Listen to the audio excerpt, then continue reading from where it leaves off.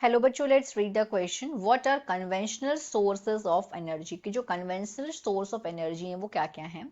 Conventional sources of energy are the usual ways we have been getting energy from for a long time.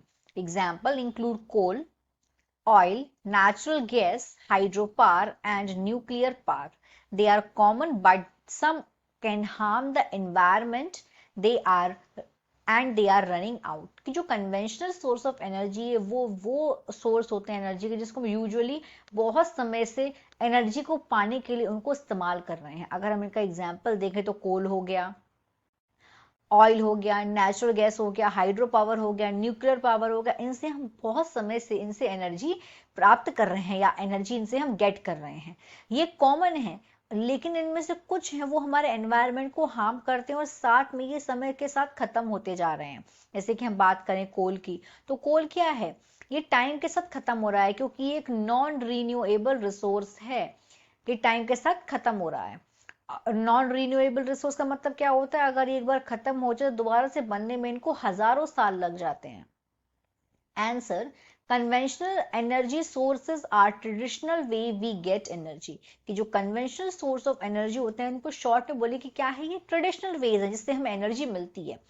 तो क्या क्या traditional ways हैं? One, coal, oil, natural gas, hydro power, nuclear. Coal, burn to create heat and electricity.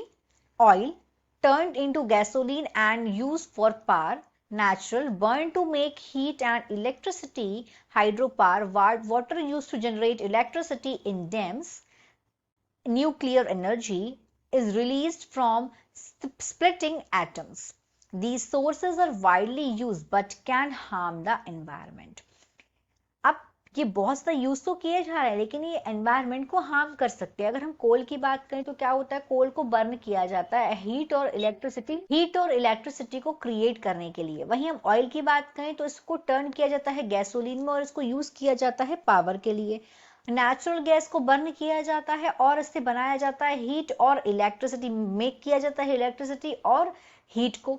Hydro power में यहाँ पे क्या होता है? वाटर को यूज किया जाता है इलेक्ट्रिसिटी के लिए, जनरेट करने के लिए इलेक्ट्रिसिटी. जो डैम्स में पानी होता है उसका ये पर्पस होता है कि वहां पे क्या करते हैं, उस वाटर को यूज किया जाता है इलेक्ट्रिसिटी जनरेट करने के लिए. हालांकि डैम्स की और भी वेरियस यूजेस है पर एक यूज जो होता है डैम का वो ये भी होता है.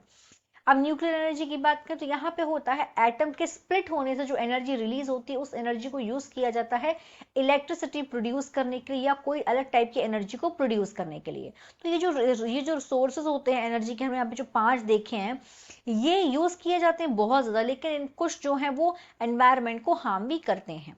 Hope you understood it well. All the best.